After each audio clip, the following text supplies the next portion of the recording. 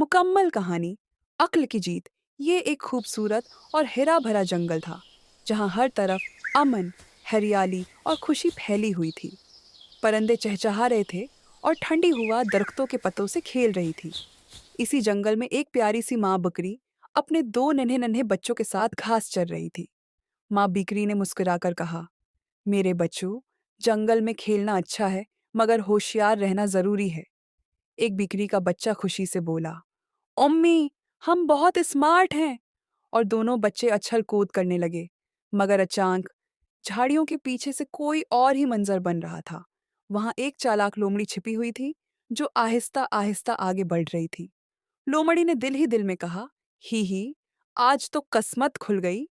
लोमड़ी ने मीठी आवाज में आगे आकर कहा, इस्सलाम अलैकुम, मैं तो बस दोस्ती करना चाहती हूँ। माँ बिक्री ने सुकून से मगर होशियारी से जवाब दिया, दोस्ती अच्छी बात है, मगर आंखें खुली रखना भी जरूरी है। ये सुनकर बिक्री के बच्चे माँ के पीछे छिप गए। एक बच्चा डरते हुए बोला, अम्मी, मुझे ये आंटी अच्छी नहीं लग रही। लोमड़ी ने फौरन अपनी चाल चलते हुए कहा, मैं तुम्हें बहुत मीठे फल दिखाने ले चलूं। और यूं लोमड़ी अपनी चाल चल चुकी थी। मगर माँ बकरी बहुत समझदार थी।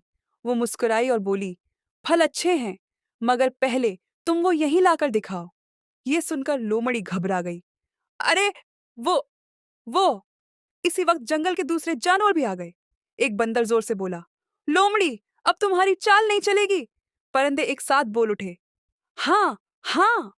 लोमड़ी को अपनी शिकस्त नजर आ गई। वो गुस्से और शर्मिंदगी में बोली, अच्छा ठीक है, आज बच गए। और वो दौड़ती हुई जंगल में गायब हो गई।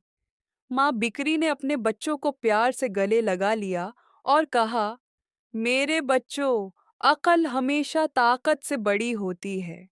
और उस दिन सबने ये सीख लिया कि होशियारी ही असल कामयाबी है।